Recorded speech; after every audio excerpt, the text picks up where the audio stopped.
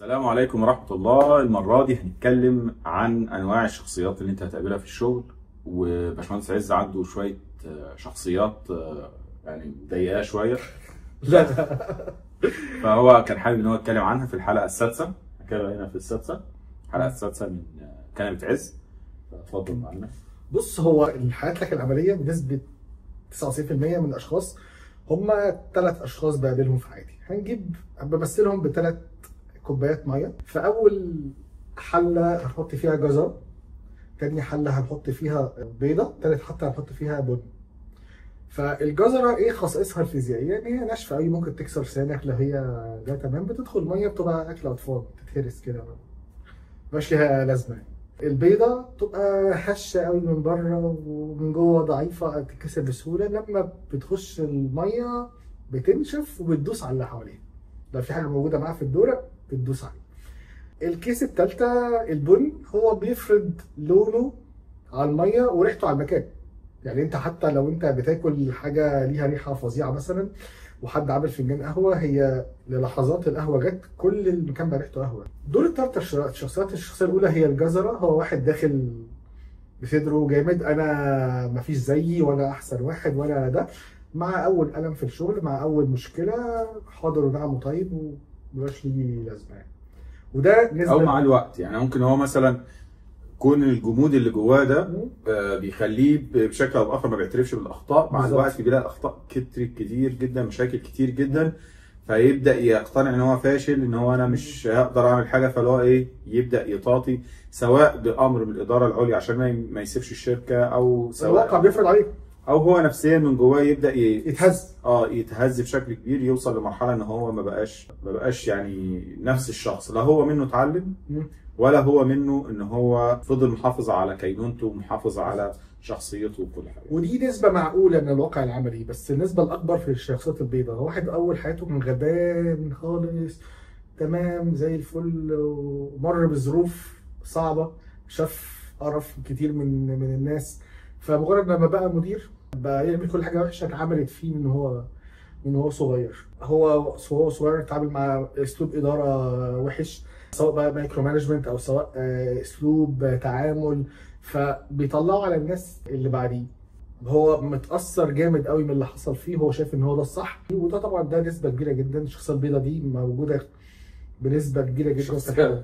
الشخصيه البيضاء ربنا يعني طبعا يعني ده اسفين على التعبير، بس للاسف هو يعني ده في بقى الشخصيه الثالثه البن. الشخصيه الثالثه دي طبعا دي النادره، دي اللي احنا بنحاول نجتهد نبقى فيها.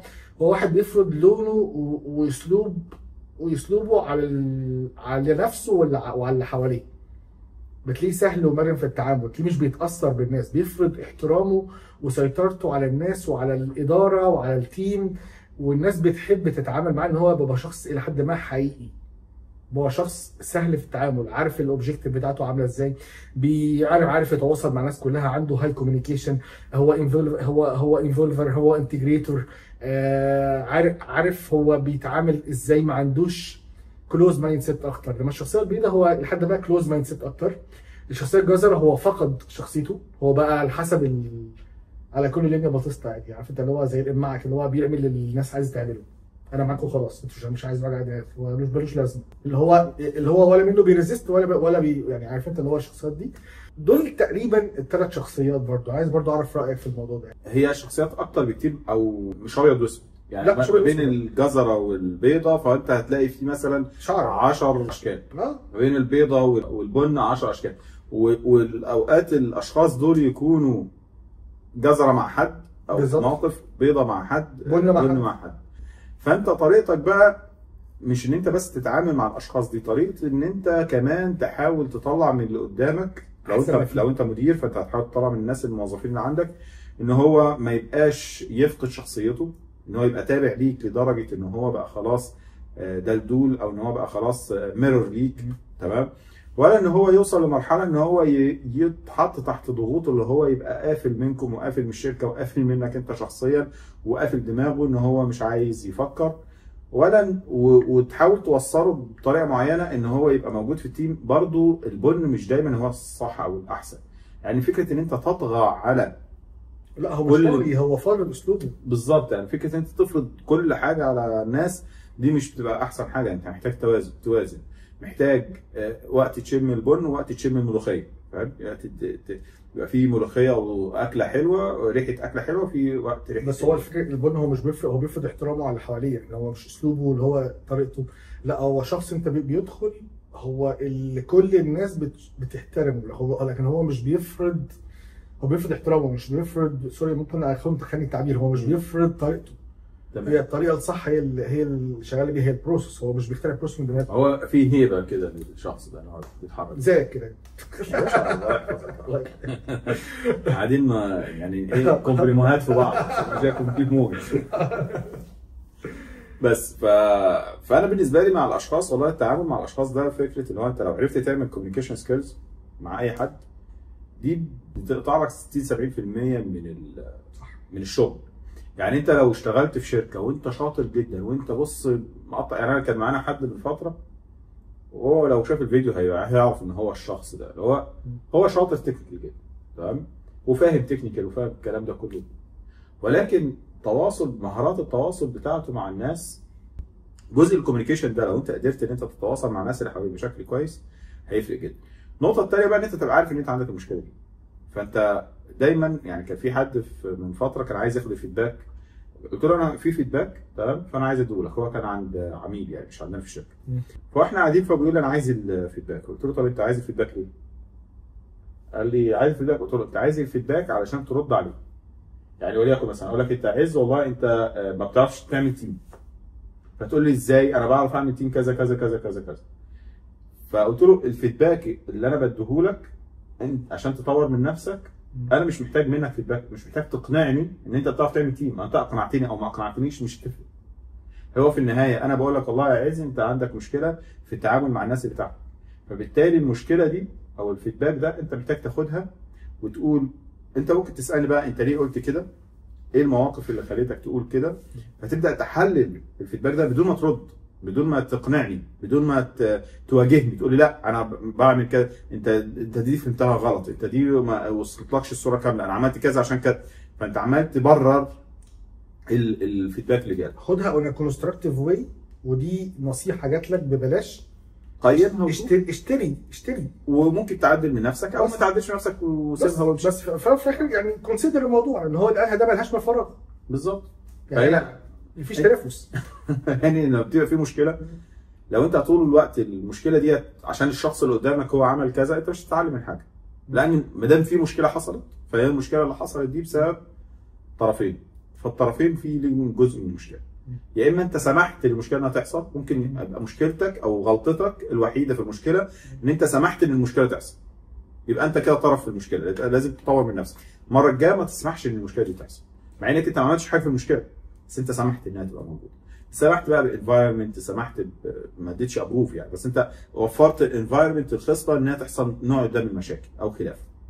فتبدا تراجع نفسك في الجزء ده.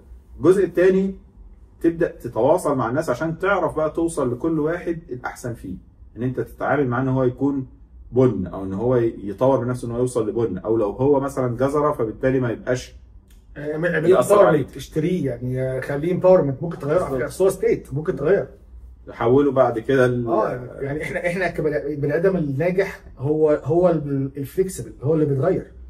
زي ما انت قلت في فيديو فات، انا كنت غلطان في، زي ما بقول مثلا غلطت في كذا، فلا عادي، فده انت ده ابجريد، فانت مش هو مش ستيت، هي ما فيش حاجه مقفوله، مفيش حاجه ثابته مدى الحياه، لا يعني هو ممكن واحد يبقى كويس يبقى وحش، او العكس. في بني ادم الموزه مثلا دي في خلاط مع اللبن. لا دي الخوازيق، عارف اللي هو بيتحرك في الشركه او بيتحرك في مكان. لا ده العصفوره، مع العصفور ده واحد تاني بس يعني دي بقى من الشخصيات اللي هو يعني دول كلهم اخوات عم ضياء. دول اتعملوا بعد، او اعتقد ظهروا بعد النظريه بتاعت دي حقيقه على حسب بقى، ده بقى الفيرجن الجديد بقى.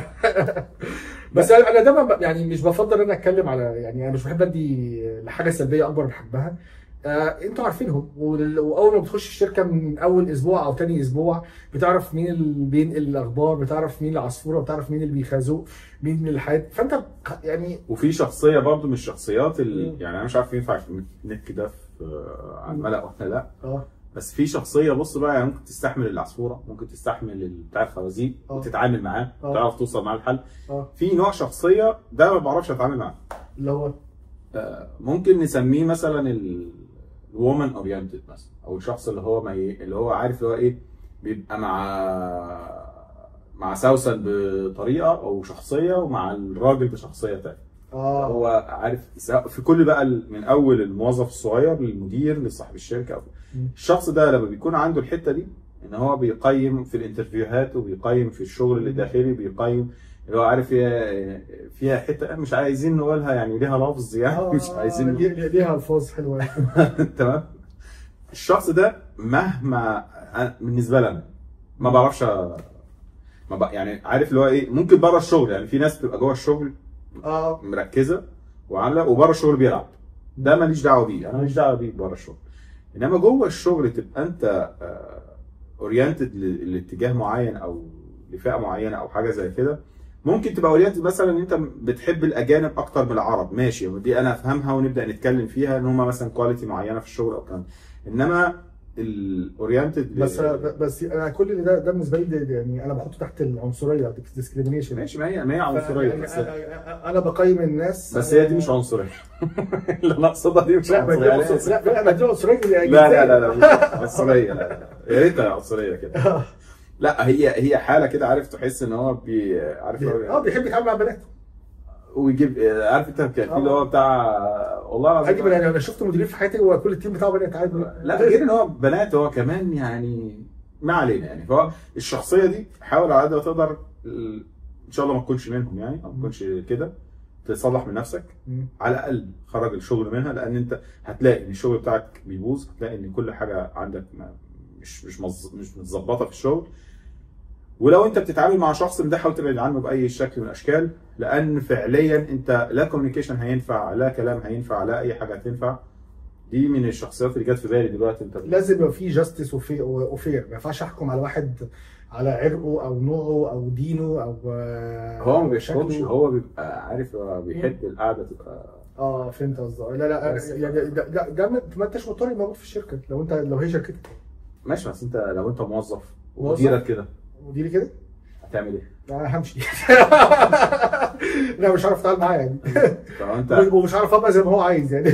ممكن انت مدير والاتش ار كده، والاتش ار كده، فهي حاله بصراحه يعني، عارف ده نداء للجميع. يا رجال العالم اخشوا وخليكم رجاله دايما. اتعامل مع ست ان هي موظفه او موظف موجود في الشركه عندك، موظف موجود عندك في الشركه بالكابابيلتيز بتاعتك. دايما لما بدخل الشركه احمد بشيل 3 حاجات كده على جنب يعني. اللي قدامي ده اللي انا بتعامل معاه ده ديانته ايه، نوعه ايه، جنسيته ايه. في 3 حاجات كده يعني انا ماليش دعوه بيها، دي بره الشركه. دخلت الشركه بتعامل مع اكس ده بقى اهلاوي الزملكاوي برضه. بالظبط. فانا بالنسبه لي لا مفيش، هي اكس ده ولد او بنت، هو مطلوب منها حاجه هتتعمل زي ما انا مطلوب مني حاجه هعملها، صح؟ بالظبط. فده وده احنا دايما اتعلمناه وبندرسه في الاحترافيه. انا ماليش دعوه دي بنت ولا ولد ولا راجل ولا ست ولا ديانته ايه ولا انتماءاته ايه ولا ده ايه. انا حاجه ما تخصنيش، دي اوت اوف سكوب، واي كلام فيها اساسا ده بيور ديسكريميشن. الشركات الكبيره اللي بيجيب 6 حاجات دي بيترفض على طول يعني. مش ما بيجيبش السيره، ما انت ده باتيتيود، دي مشكله. لو اتثبت عليه المفروض مش موجود اصلا يعني، فاهم يعني سيبك يعني اللي انت بتتكلم فيه ديسكريميشن او العنصريه او الحاجات دي، ده طبيعي. الحاله اللي انا بتكلم فيها مختلفه شويه، ان هو بيبقى فعلا انت بتشوفه بيبقى هو انت بتحس ان الشخص اتغير اصلا. يعني عارف تحس ان يعني مثلا الشخص واحنا قاعدين مع بعض مثلا كلنا اولاد وجت بنت، فبتلاقي في واحد او عارف بتلقطهم بقى اللي هو بيتغير بقى في طريقه كلامه، وبيتغير في طريقه وتلاقي ابتسامته بقت من فلوبير تغيير، وتلاقيه جنتل جدا. هو عارف انت فكرني بقى بالكليه والله. لا الشخصيات دي بصراحه لا يعني اكيد لا افضل، وانا برضو مش بعرف اتعامل معاهم يعني. ودي حاجه شرف لينا، مش بعرف اتعامل معاهم بصراحه. بالظبط. فدي خلي بالك منها، وارد ان انت على فكره تقع فيها وانت مش واخد بالك. الحدود دي لو ما حطيتهاش وخدت بالك منها جدا، انت وارد جدا ان انت تقع في حته انت ممكن تكون انت بتكرهها جدا. صح. وارد جدا. يعني انا مش فكره اللي هو انت ده مش يعني هو مش حد مثلا جنس ثالث، لا هو انت بني ادمين رجاله وستات، بس هو الراجل هو بطبيعته ميال للست، فهي الحدود دي اللي بتمنعك ان انت تكون الشخص ده.